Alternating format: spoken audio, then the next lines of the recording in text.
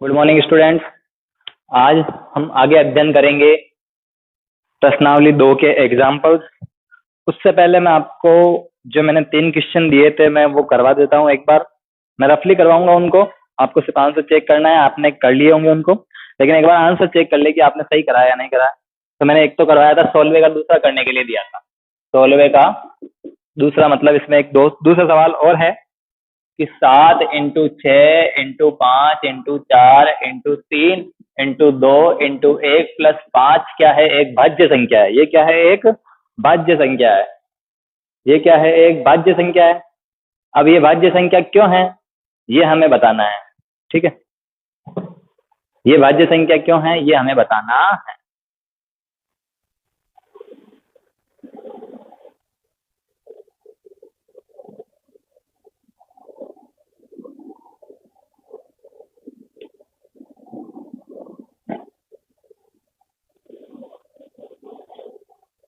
तो ये भाज्य संख्या क्यों है मैंने आपको सिखाया था कि आप इन दोनों में देखिए कॉमन कौन आ रहा है। यहाँ इस पूरे में और यहाँ प्लस के 5, तो कॉमन प्लस के चिन्ह के लेते हैं। ठीक है, तो यहाँ देखो 5 है, यहाँ पे भी क्या है 5, तो दोनों में क्या कॉमन आ रहा है 5। तो मैं इसको क्या लिख दूंगा, 5 कॉमन ले लिया यहाँ पर और इसको ब्रैकेट में लिख दिया 7 इंटू 6 इंटू 5 कॉमन ले लिया, तो यहाँ 1 रहेगा, तो 1 गुणा होके वापस ये आएंगे। तो 4 into 3 into 2 into 1 plus 5 common ले लिया यहाँ से, तो यहाँ कितना बच जाएगा 1, क्योंकि 5 का भाग 5 में देंगे कितना बचेगा? 1 बचेगा। ठीक है, अब मैंने कहा था आपको अंदर वाले को सोल्व करने की आवश्यकता नहीं है। मैंने तो ये कहा था यहाँ बाहर देखे क्या आ रहा है, 5 आ रहा है, तो यह संख्या चूंकि इसके गुणनखंड में एक खंड ये रहा और दूसरा खंड ये पूरा, तो इसके गुणनखंड में चूंकि इसके गुणनखंड में 5 है, इसके गुणनखंड में 5 है, इसलिए यह संख्या 5 से विभाजित होगी। किससे विभाजित होगी? 5 से विभाजित होगी। बस ये इतना सा करना था आपको। नोट कर ले वे, मिला ले वे, कहाँ गलती है उसको सही कर ले वे।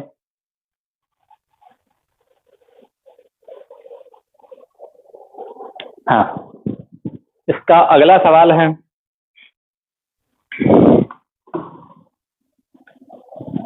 19वें के केवल पक्षांतरण करना सिखा रहा हूं, बाकी आप स्वयं करेंगे।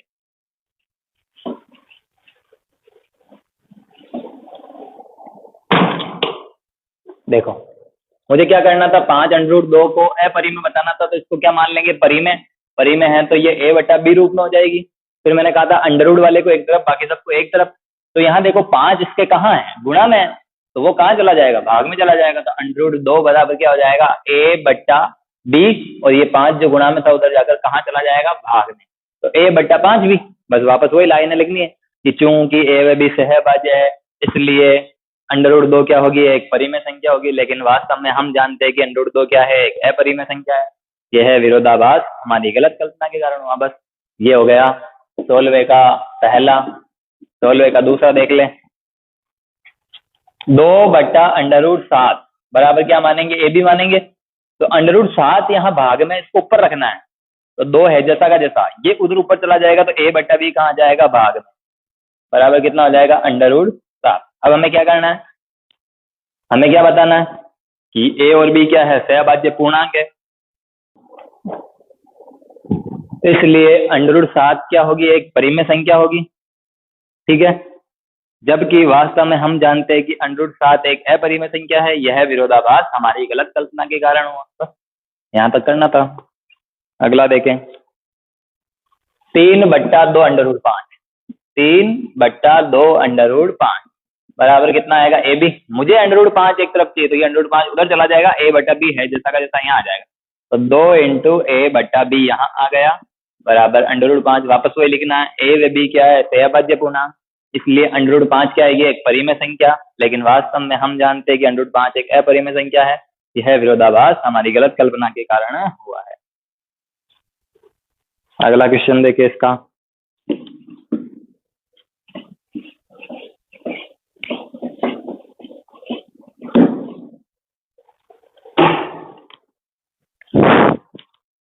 अगला है 4 plus under root 2। 4 plus under root 2 बराबर क्या आएगा, ए बी आएगा। इसको क्या मानना था, परिमेय संख्या मानना था, तो बराबर में आ जाएगा ए बी। हमें क्या चाहिए, अंडर रूट 2 को एक तरफ रखना, बाकी सबको एक तरफ, तो अंडर रूट 2 है जैसा का जैसा, बराबर ए बटा बी, प्लस का 4 उधर जाकर माइनस का 4। फिर वही यहाँ लघुत्तम ले लेंगे भिन्नों की जोड़ बाकी, तो ए माइनस बी को 4 से गुणा कर देंगे तो 4 बी बटा बी।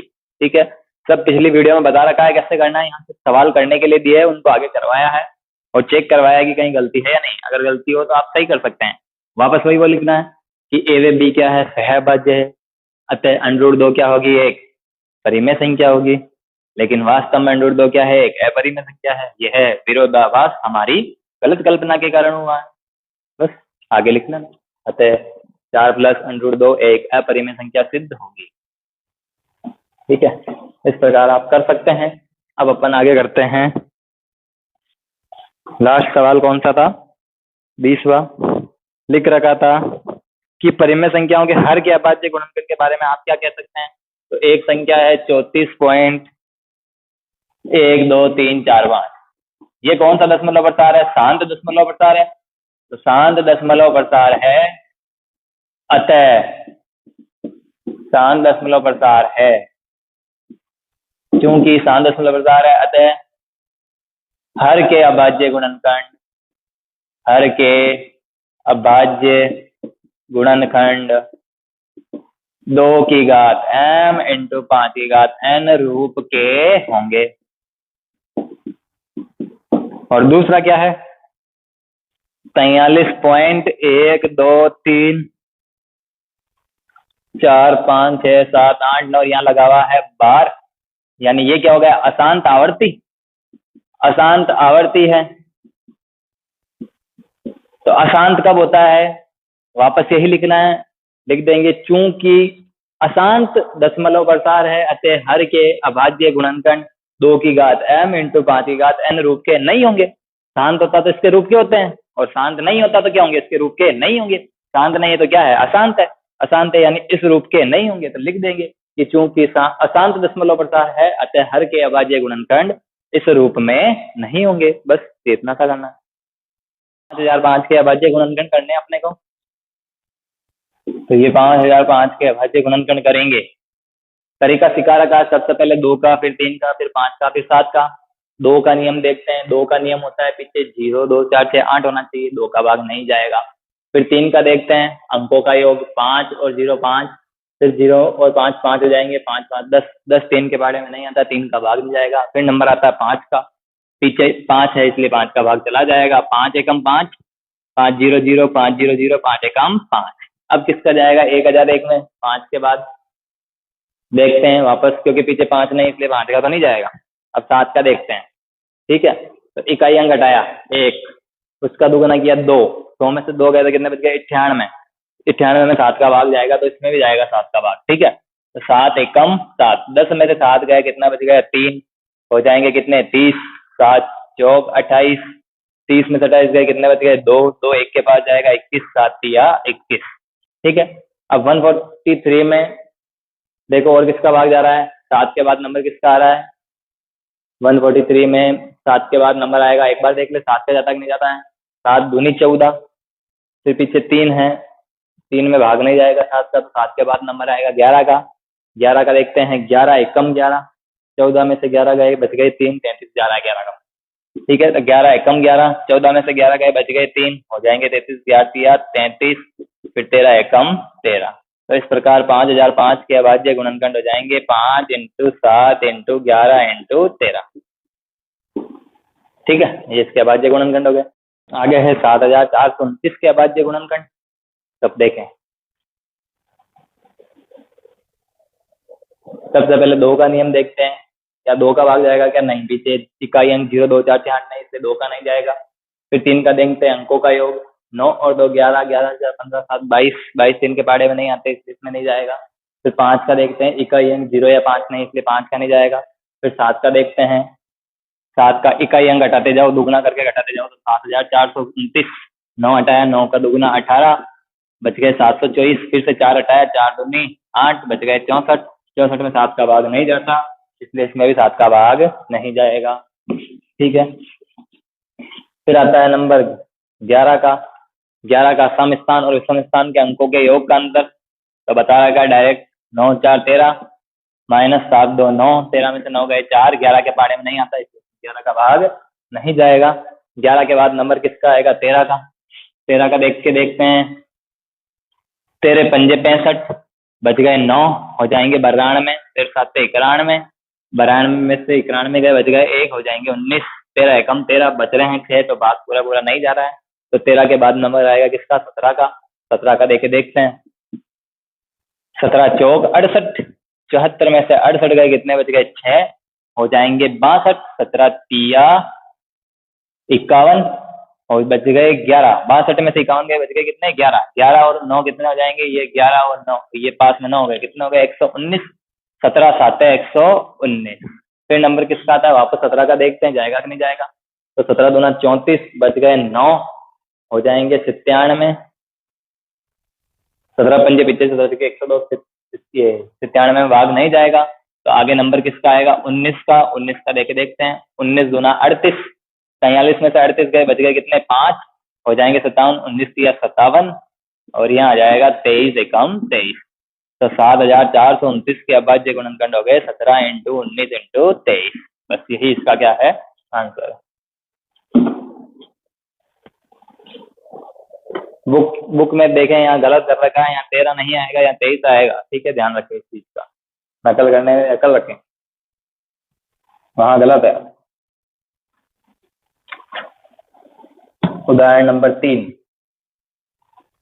अभाज्य गुणनखंड विधि द्वारा 144, 180 और 192 के HCF और LCM ज्ञात करने हैं। तो देखो, अभाज्य गुणनखंड विधि द्वारा HCF और LCM ज्ञात करने हैं। किसके किसके? 180, 144,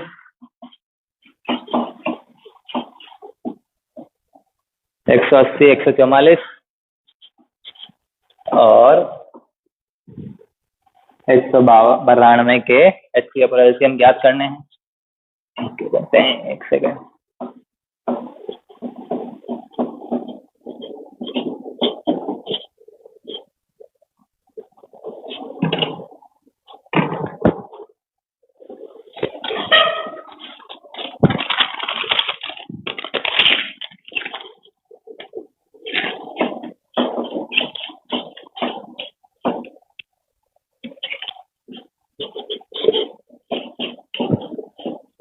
ठीक है, अगला क्वेश्चन देखें।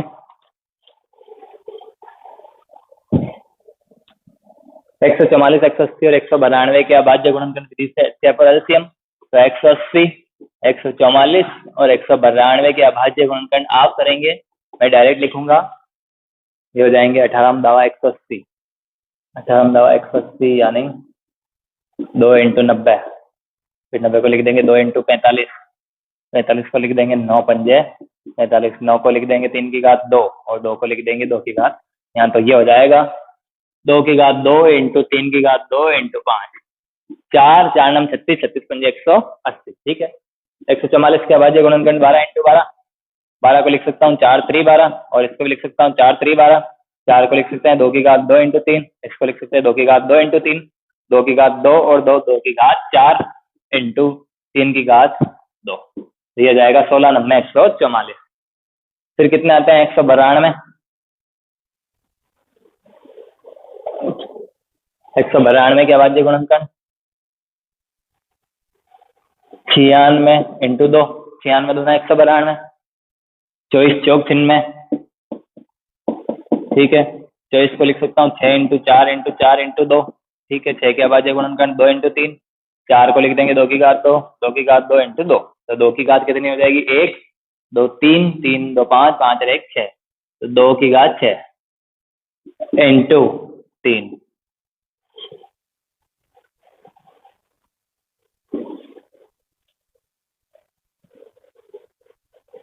ठीक है, 2 की घात 6 64 192, ये हो गए इनके अभाज्य गुणनखंड। अब हमें क्या करना है? HCF और LCM ज्ञात करने हैं। तो HCF और LCM उदाहरण नंबर 3 है ये। ठीक है, HCF कॉमन गुणनखंड की घात सबसे छोटी, तो कॉमन आ रहा है 2, तो उसकी घात सबसे छोटी कितनी हो जाएगी? 2 की घात 2। फिर 3 भी कॉमन आ रहा है, उसकी सबसे छोटी घात कितनी है? 1, तो HCF हो जाएगा 2 की घात 2 4 इंटू 3 4 इंटू 3 बराबर कितना हो जाएगा 12। फिर एलसीएम लेना है तो एलसीएम में सभी आ जाएंगे, तो 2 की घात 6 इंटू 3 की सबसे बड़ी घात 3 की घात 2 इंटू 5। ठीक है, तो 2 की घात 6 होगा 64, 3 की घात 2 होगा 9 इंटू 5। इन सबको गुणा करके देखें, 9 चौक 36 और 9 चौकी 54, 576 इंटू 5, 0 3 38 का 8 हासिल का 3, 5 7 25 और 3 28, 2880। ये इसका क्या आ जाएगा LCM। कर सकते हैं क्या, प्रैक्टिस करें। अगला सवाल देखें, उदाहरण नंबर 4। क्लियर कर रहा हूं इसको।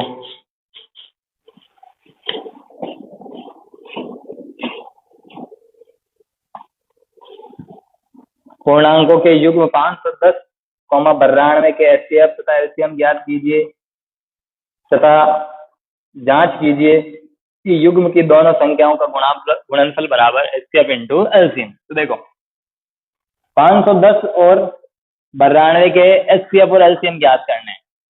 उदाहरण नंबर 4 है 510, 92 के क्या ज्ञात करने हैं, एचसीएफ और एलसीएम ज्ञात करने हैं। और ज्ञात करना है कि पूर्णांकों का गुणा बराबर एचसीएफ इंटू एलसीएम है या नहीं है, ये सत्य है इनके लिए या नहीं है। तो पहले क्या करेंगे, एचसीएफ और एलसीएम ज्ञात करेंगे। तो 510 के अभाज्य गुणनखंड, ठीक है, तो देखो 510 को लिख सकता हूँ 17 इंटू 30, ठीक है। फिर 17 इंटू 30 को लिख सकते हैं 3 इंटू 10, और इसको लिख सकते हैं 2 इंटू 5। तो देखो सबसे पहले आ जाएगा 2 इंटू 3 इंटू 5 इंटू 17, 2 3 6 6 5 30, 51 यानी 510। 2 इंटू 3 इंटू 5 इंटू 17, ये हो गए 510 के अभाज्य गुणनखंड। फिर किसके करने हैं, 92 के। 92 के हो जाएंगे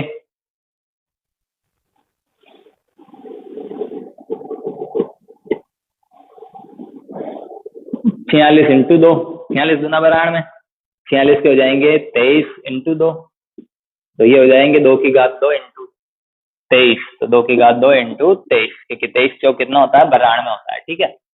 अब अपने को क्या करना है, एचसीएफ और एलसीएम। तो एचसीएफ यानी कॉमन गुणनखंड की घात सबसे छोटी, तो कॉमन कौन आ रहा है 2, 2 की घात सबसे छोटी तो 1 ही आ जाएगा। तो एचसीएफ कितना हो गया 2, क्योंकि 2 की सबसे छोटी घात क्या है 2 की घात 1।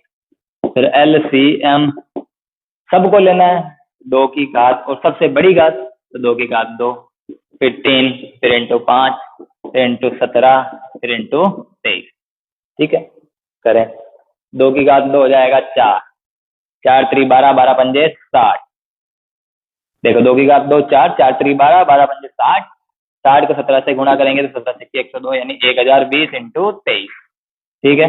1020 को 23 से गुणा करेंगे तो 23 0 0, 23 दूना 46 का 6 हासिल का 4, 23 0 0, 0 में 4 जोड़े तो वापस कितना आएंगे 4 ही आएंगे, 23 से कम 23, तो आंसर कितना आ जाएगा 23,460। इसका क्या आ जाएगा LCM, और एचसीएफ कितना आ गया इसका 2, ठीक है।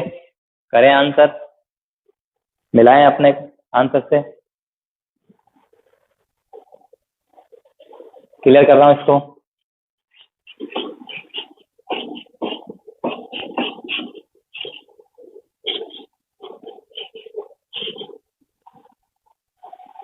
पांचवा सवाल देखें। चलो इसके सारे उदाहरण खत्म हो चुके हैं। अब प्रमेय है, वो प्रमेय मैंने करवा दी है, अपरिमेय की सारी। अब मैं उदाहरण करवा रहा हूं। उदाहरण 1 7√5 आप स्वयं करें। उदाहरण 2 3 + 2√5, ये भी चलो ये मैं करवा देता हूँ। उदाहरण 2 सिर्फ पक्षांतरण करना सिखाऊंगा। 3 + 2√5 बराबर क्या है a/b मानना है, क्योंकि ये क्या है एक परिमेय संख्या है, परिमेय संख्या माननी है इसको।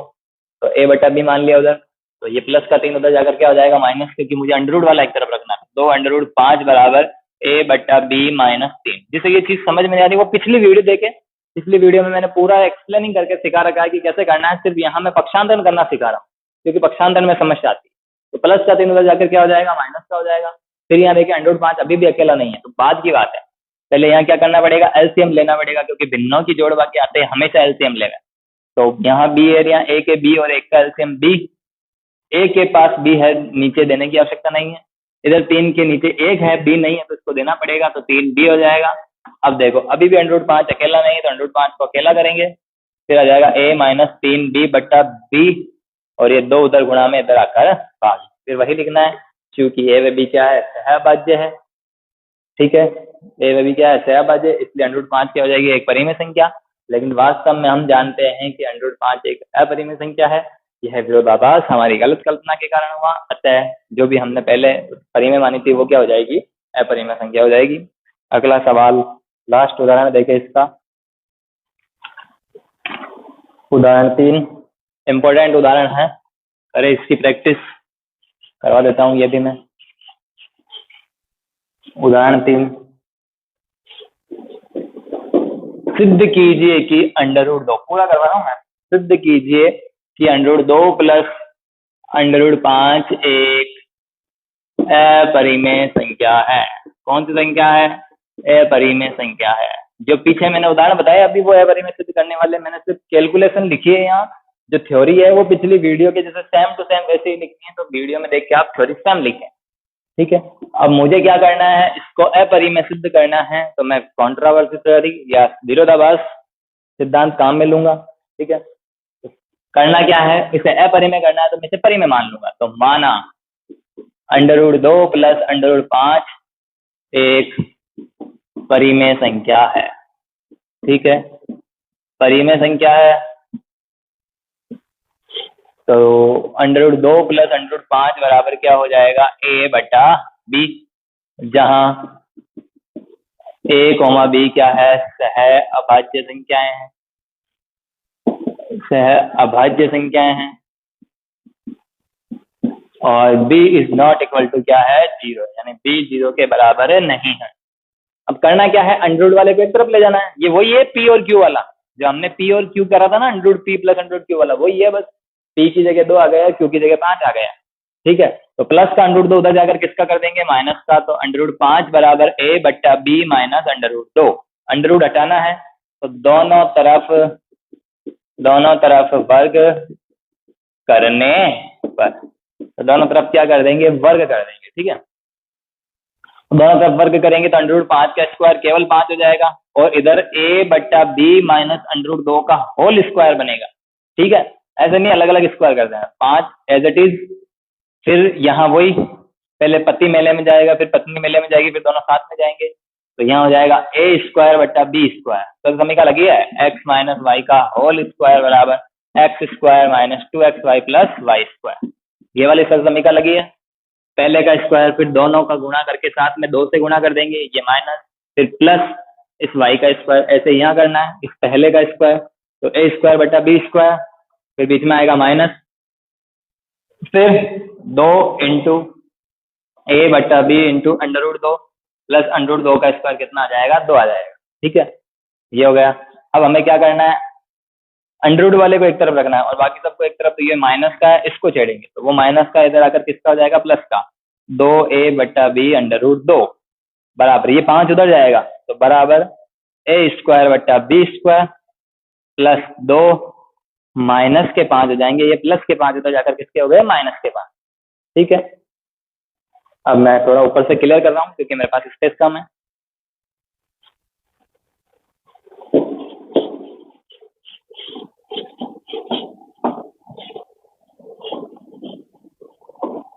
आप पॉज करके उतार सकते हैं भले। ठीक है, अब मुझे करना क्या है, यहाँ से आगे चलना है, तो 2a बट्टा b √2 है जैसा का जैसा, प्लस के 2 और माइनस के 5 है, तो a स्क्वायर बट्टा b स्क्वायर, प्लस और माइनस वाले दोनों विपरीत इसलिए घटेंगे, बड़ा माइनस का तो माइनस में बचेगा, कितना बचेगा, 5 में से 2 गए तो 3।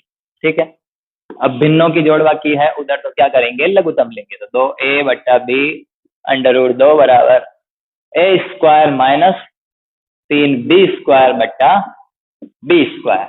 अभी भी √2 अकेला नहीं है, तो जो ये इधर गुणा में उधर भाग में, जो भाग में उधर आकर गुणा में, तो a square minus 3b square बट्टा b स्क्वायर है जैसा का जैसा, b यहाँ भाग में है वो कहाँ चला जाएगा, ऊपर गुणा में, और ये 2a ऊपर गुणा में या नीचे आके क्या चल जाएगा, भाग में चला जाएगा। ठीक है, बस यहाँ लिखना है चूंकि a, b सह अभाज्य संख्याएं हैं, सह अभाज्य संख्याएं हैं, इसलिए √2 एक परिमेय संख्या होगी। क्योंकि परिमेय संख्या की परिभाषा क्या है, सहभाज्य बटा सहभाज्य या पूर्णांक बटा पूर्णांक, तो वो क्या बन जाएगी, परिमेय। √2 एक परिमेय संख्या होगी।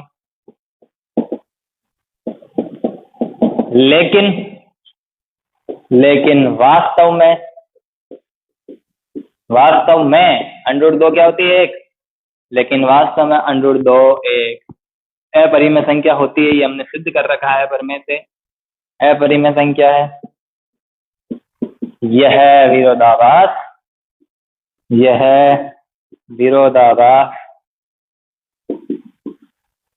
हमारी गलत कल्पना के कारण हुआ।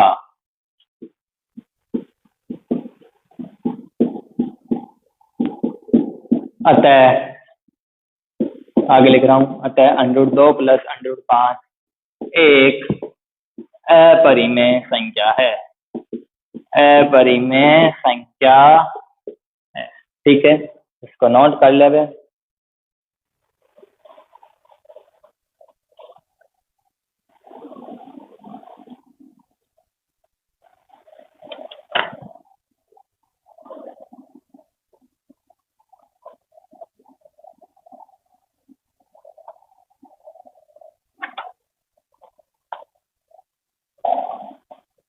अब इसके 2 उदाहरण और बच गए हैं, वो मैं करवा रहा हूँ, फिर ये एक्सरसाइज खत्म हो जाएगी, फिर अपन अगली एक्सरसाइज स्टार्ट करेंगे।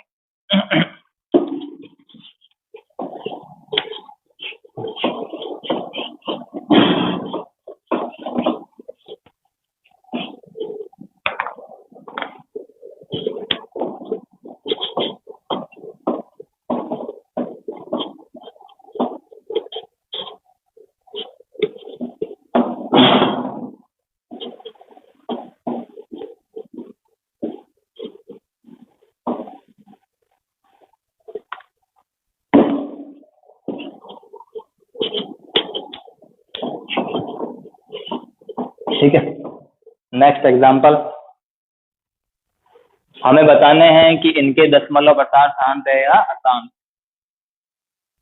दशमलव प्रसार ज्ञात कीजिए। दशमलव प्रसार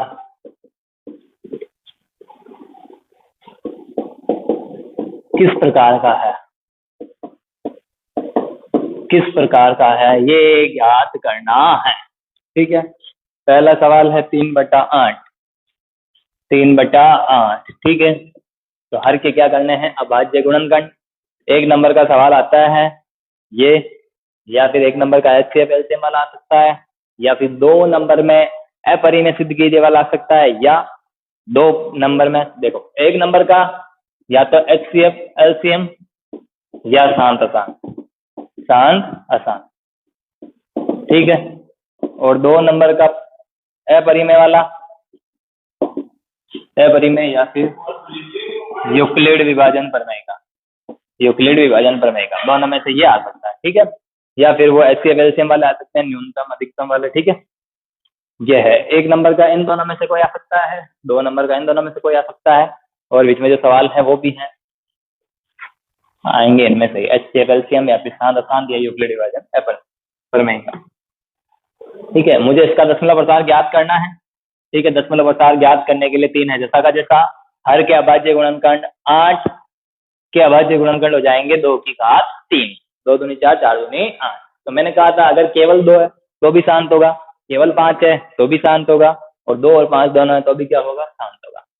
तो यह शांत दशमलव प्रसार है, यह शांत दशमलव प्रसार है। ठीक है, अब इसका दशमलव प्रसार भी ज्ञात करना है।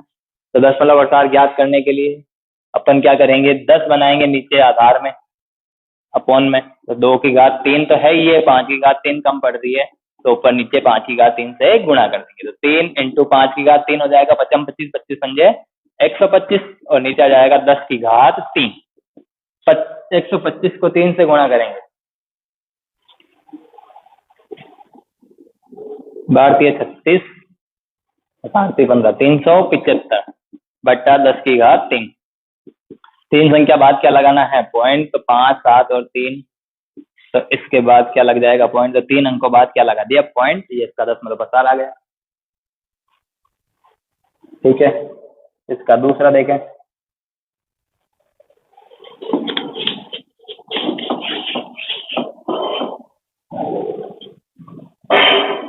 कपड़ा लाना है, कपड़ा उधर से।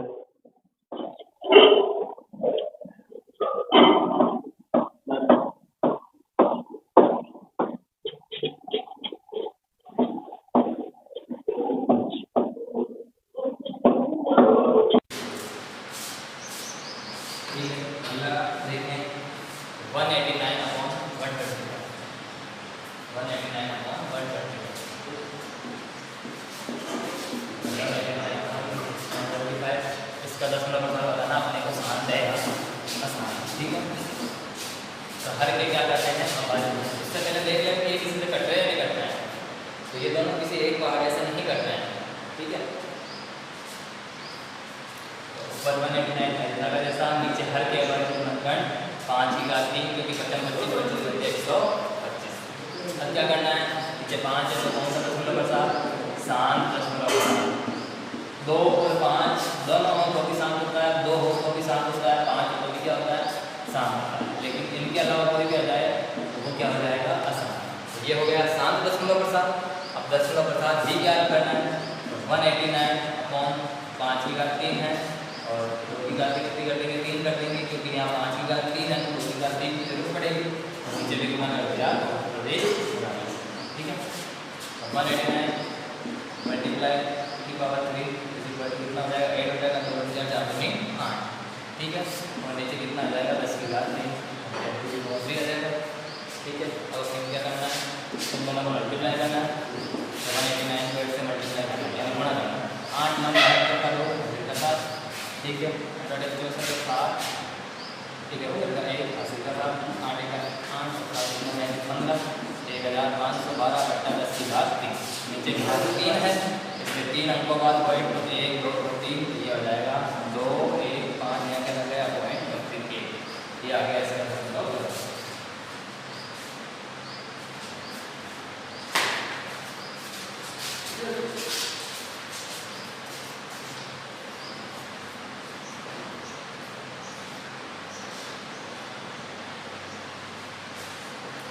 नेक्स्ट क्वेश्चन देखते हैं।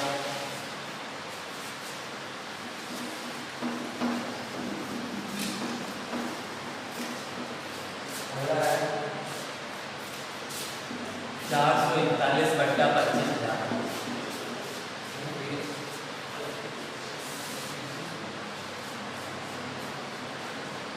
देखो, ये किसी भी बारे से नहीं करना है, आप करके देख लेना। आज से गुणनखंड करें, फिर देखें जो एक्स्ट्रा आ रहा है उससे कट रहा है नहीं कट रहा। 25,000 के बाद गुणनखंड करवा देता हूँ। मेरे पास शॉर्टकट लिंक भी है इसके बाद गुणनखंड करने के। जैसे देखो 25 को लिख दिया 25 इंटू ये 25,000 को लिख दिया 25 इंटू 1000। ठीक है, और 25 को लिख सकता हूँ 5 इंटू 5। 1000 को लिख सकता हूँ 10 इंटू 10 इंटू। ठीक है, यानी कि 5 इंटू 5, 10 को लिख दिया 2 इंटू 5, फिर 10 को लिख दिया 2 इंटू 5, फिर 10 को लिख दिया 2 इंटू 5। ठीक है, 1 2 3 4 5 तो 5 की घात 5 और 2 की घात 3। ठीक है, या फिर आप अपने तरीके से कर लेना। 25,000 के अभाज्य गुणनखंड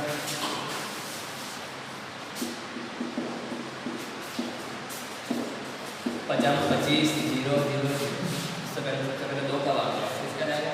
2 का भाग, क्योंकि इकाई क्या है? 0 है। 2 एकम 2 हमेशा ध्यान रखिए, गलती हो सकती थी अगर 5 का रहता तो गलती होती है। तो अभाज्य गुणनखंड में गलत होता है। हाँ, 2 एकम 2, 2 में से 2 गए 0 0 5 के बाद जाएगा 5 जाएगा। 5 में 2 का भाग देंगे 2 दूनी 4 बच गया 1 हो जाएंगे 10 2 बचे 10 0 जाएगा। फिर किसका भाग जाएगा? 2 का 2 छक्के 12 2 दूनी 4 बच गया 1 हो जाएंगे 10 2 बचे 10 0 बनेगा। फिर 2 का 2 3 6 2 एकम 2 2 दूनी 4 5 में 4 का बच गया 1 हो जाएंगे 10 2 बचे। अब 3 का जाएगा क्या जाएगा देखते हैं। 5 2 7 7 1 8 नहीं गया नहीं जाएगा। 5 का जाएगा क्योंकि कितनी क्या है? 5 5 का बाद 3 में 21 में 5 29 बच गए हो जाएंगे 12 5 दूनी 10 बच गए 2 हो जाएंगे 25 25। फिर वापस 5 का जाएगा, 5 एकम 5 बच गए, 1 हो जाएंगे 12, 5 दूनी 10 बच गए, 2 हो जाएंगे 25, 50 25। फिर 5 का आ जाएगा, 5 दूनी 10 बच गए, 2 हो जाएंगे 25, 50 25। फिर बचा 25, 5 एकम 5, जिसके अभाज्य गुणनखंड हो गए 2 की घात 3 इंटू 5 की घात 5। ठीक है, ये कौन सा दशमलव प्रसार हो गया? ये 7 दशमलव प्रसार हो गए। 7 दशमलव प्रसार है क्योंकि 2 और 5 में मान है 7 दशमलव प्रसार। ठीक है, अब मुझे इसका दशमलव प्रसार भी ज्ञात करना है। 441 बटा 2 की घात 3 इंटू 5 की घात 5, ये तो पहले से ही। अब देखो यहाँ 2 की घात 3 है, 5 की घात 5 है, तो कमी कितनी है? ये 2 की घात 2 की कमी बढ़ गई, तो 2 की घात 2 से ऊपर नीचे क्या कर देंगे? गुणा कर देंगे। ठीक है, तो ये जाएगा 441 इंटू 2 की घात 2 कितना हो जाएगा? 4, और नीचे सीधा बड़ी घात देखिए 10 की घात 5। ठीक है, अब इसको मल्टीप्लाई करना है 441 को 4 से, 4 एकम 4, 4 चौक 16 का 6 हासिल का 1, 4 एकम 4 चौक 16 और 1 17, 1764 मल्टीप्लाई करके देख ले आप, बटा 10 की घात 5, नीचे घात 5 है तो 5 अंकों बाद पॉइंट मिले, तो 1 2 3 4 तो लगे हैं, 4 6 7 1, 4 अंक है लेकिन एक जीरो लगाना पड़ेगा, फिर क्या लगेगा? पॉइंट। ये आ गया इसका दशमलव प्रसार। इसका लास्ट एग्जाम्पल देखें।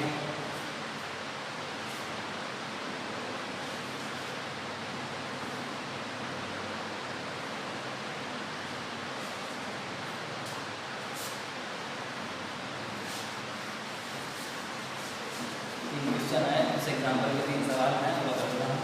ये एक्सरसाइज खत्म, फिर आगे अपन अगली एक्सरसाइज स्टार्ट करेंगे।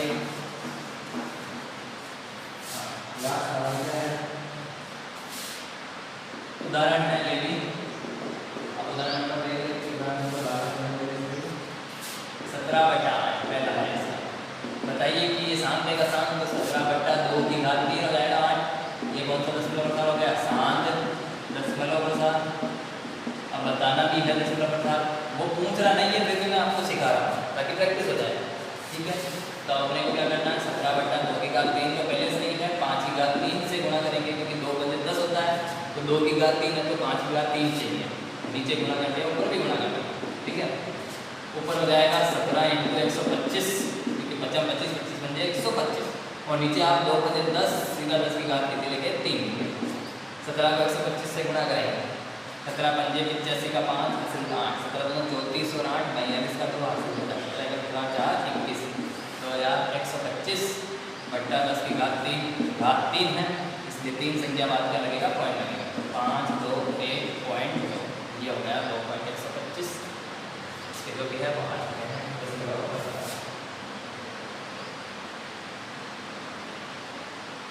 फिर आएगा अगला क्वेश्चन। अगला क्वेश्चन देखें।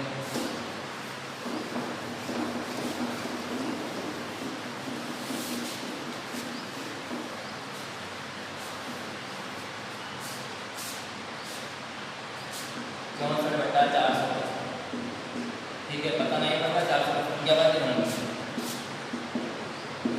2 का नहीं जाएगा क्योंकि पीछे 5 है, इसलिए 3 का 5 और 5 10 4 14 14 3 के बारे में 5 का जाएगा।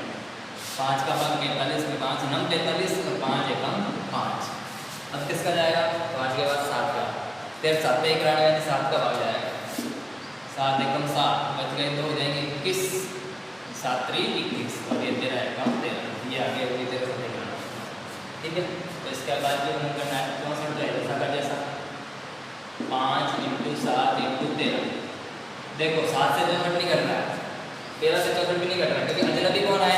7 और 13 है, तो देखना है कि इनसे कट रहा है कि नहीं कट रहा है, तो 7 और 13 से नहीं कट रहे हैं।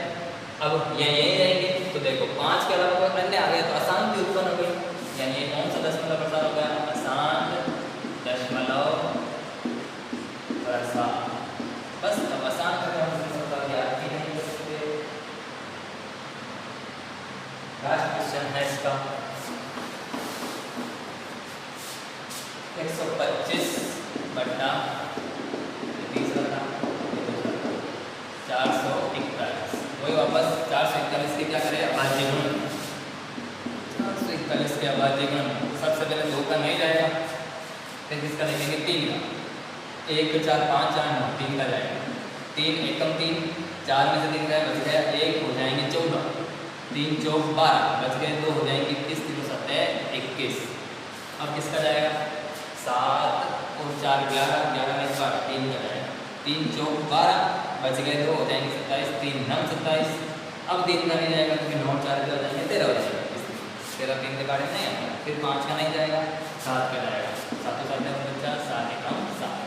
तो देखो 125 बट्टा 3 की घात 2 इंटू 7 की घात 2, ना तो ये 3 से कटेगा ना ये 7 से कटेगा, ठीक है, क्योंकि 3 से कटता तो 5 है तो 7 रहेगा, 8 अंकों का योग 8 हो रहा है जो 3 के बारे में नहीं आता। तो 7 इकाई में लाया 5, 5 का गुना 10, 12 में से 10 गए तो बच गया 2, वो भी नहीं कटेगा 7 से, इसलिए यहाँ देखिए 3 और 7 दोनों अलग आ गए, यानी ये क्या हो गया? अशांत दशमलव प्रसार। ये हो गया आपका अध्याय 2 कंप्लीट, ठीक है। देखिए वीडियो रोज के रोज डाली जा रही है, आप पीछे रह रहे हैं इस चीज़ में। केवल वीडियो देखने से कुछ नहीं होता है, उसको देखना पड़ेगा, उसको पढ़ना पड़ेगा। दूसरे बच्चे दूर दूर तक देख रहे हैं, आसपास के लोग, इसके अलावा जो मतलब बाहर के लोग हैं वो भी इस वीडियो को देख रहे हैं और पढ़ रहे हैं।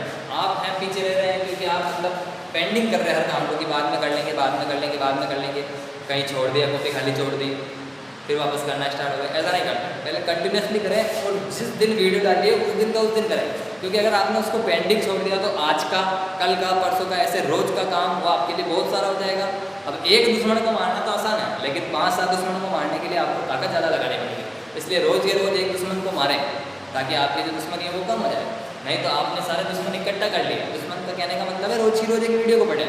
अगर रोज़ की रोज़ एक वीडियो पढ़ ली तो आप आसानी से पढ़ पाएंगे, लेकिन 7-8 वीडियो एक साथ कर ली तो आप एक दिन में देखना चाहे तो वो नहीं हो पाएगा।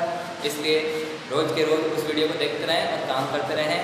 अध्याय 2 कंप्लीट हो चुका है, अब अपन आगे अध्याय 17 करेंगे, ठीक है। वो मैं आपको अगली वीडियो में कराऊंगा। तब तक के लिए पढ़ते रहें, घर में रहें, सुरक्षित रहें, सामाजिक दूरी बनाए रखें, ठीक है। धन्यवाद।